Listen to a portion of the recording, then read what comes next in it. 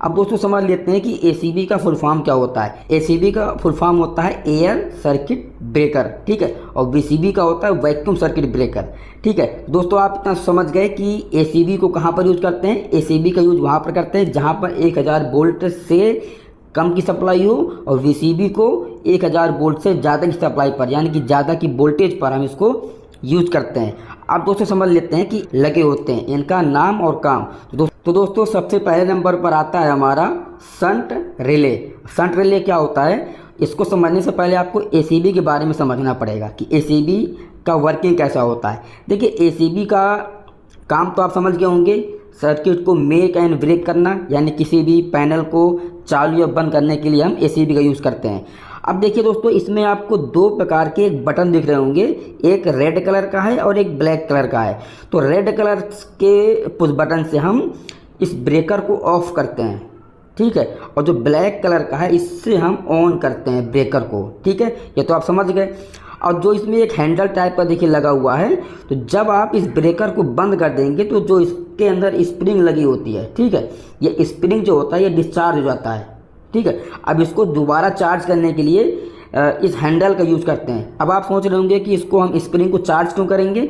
देखिए जब तक इसके अंदर का जो मैकेनिज्म है, जो स्प्रिंग है, जब तक ये चार्ज नहीं होगा तब तक यह जो बटन है ब्लैक वाला ये काम नहीं करेगा, और ये बटन जब तक काम नहीं करेगा तब तक ये ब्रेकर ऑन भी नहीं होगा, ठीक है। तो इसको ऑन करने के लिए इसमें इस प्रकार का एक लीवर लगा हुआ है, तो इसको यहाँ से निकाल कर इसको हम ऐसे ऐसे इसको जब हम कई बार इसको चार्ज करेंगे तो यहाँ पर एक स्प्रिंग चार्ज का एक ऑप्शन आ जाएगा, यानी कि जब यहाँ पर लिख के आ जाएगा स्प्रिंग चार्ज, तो इसको हम फिर ऑन कर सकते हैं। अब ये आ गया मैनुअली इसको ऑन और ऑफ करने के लिए।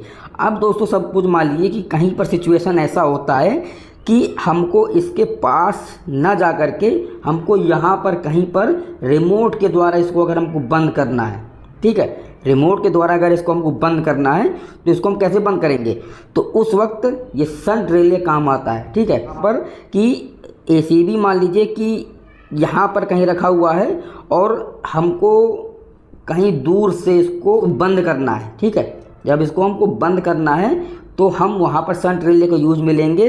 शंट रिले से क्या होगा कि हम रिमोटली इसको यहाँ से अगर ऑफ कर देंगे तो ये रिले जो होगा ये ऑपरेट हो जाएगा और हमारा एसीबी जो होता है वो बंद हो जाता है। तो इसका काम खाली इतना ही होता है कि इसको रिमोटली ऑफ कराने के लिए इसको यूज में लेते हैं। अब बढ़ते हैं अगले नंबर पर। देखिए UVR रिले, ये सेकेंड नंबर का रिले होता है। इसका फुल फॉर्म क्या होता है, अंडर वोल्टेज रिले।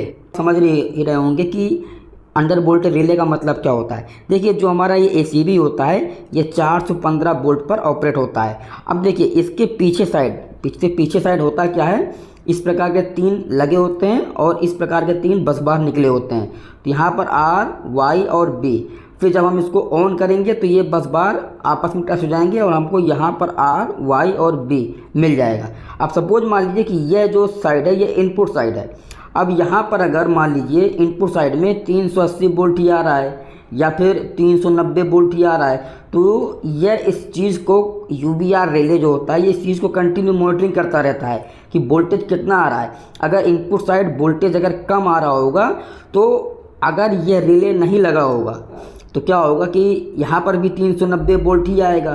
तो मान लीजिए इससे कोई भी हमारा 3 फेज़ का मोटर चल रहा है या कोई भी मशीन चल रहा है, तो 3 फेज़ की मोटर का या फिर 3 फेज़ की मशीन का जो ऑपरेटिंग वोल्टेज होता है वह 415 वोल्ट पर ऑपरेट होता है। अब अगर इसको 415 वोल्ट ना मिल करके 390 वोल्ट ही मिल रहा है तो क्या होगा कि इस मोटर का, इस मशीन का एफिशिएंसी कम हो जाएगा, एफिशिएंसी डाउन हो जाएगा, ये मोटर ख़राब भी हो सकता है। तो जो UVR रिले होता है ये कंटिन्यू इनपुट में कितना वोल्टेज आ रहा है और आउटपुट में हमको कितना वोल्टेज मिल रहा है। अगर वोल्टेज कम मिल रहा होगा यानी कि 390 वोल्ट ही अगर मिल रहा होगा तो यह इस चीज़ को अब नॉर्मल समझेगा और तुरंत इस ब्रेकर को बंद कर देगा। अब बढ़ते हैं अगले नंबर पर। तीसरा नंबर हमारा रिले क्या होता है। तीसरा नंबर दोस्तों हमारा आता है क्लोजिंग रिले। अब देखिए क्लोजिंग रिले हर टाइप के एसीबी में नहीं होता है। अब आप ये सोच रहे होंगे कि एसीबी में भी टाइप होता है, तो हाँ एसीबी में भी टाइप होता है। एसीबी जो होते हैं वो 2 प्रकार के आते हैं, ठीक है। पहला होता है EDO टाइप का और दूसरा होता है MDO टाइप का। अब आप मुझे कमेंट करेंगे तो मैं आपको इस पर एक सेपरेट वीडियो बना के दे दूंगा कि ईडीओ वाले ब्रेकर कैसे होते हैं और एमडीओ वाले ब्रेकर कैसे होते हैं। लेकिन मैं आपको राउंड फिगर आपको बता दे रहा हूँ, जो ईडीओ होता है वो इलेक्ट्रिकली ड्रॉ आउट होता है और जो एमडीओ होता है ये मैकेनिकली ड्रॉ आउट होता है। तो जो ये क्लोजिंग रिले होता है ये ईडीओ टाइप के रिले में लगता है, यानी कि एसीबी में लगता है। नहीं मिलेगा आपको closing relay only EDO type के ब्रेकर में ही मिलेगा। अब इसका काम क्या होता है, देखिए जो शंट रिले थी उससे हम कहीं दूर से रिमोटली इस ब्रेकर को बंद कर सकते थे, लेकिन जो ये क्लोजिंग रिले होता है तो हम कहीं यहाँ पर दूर बैठ करके किसी रिमोट से इसको ऑन और ऑफ दोनों कर सकते हैं।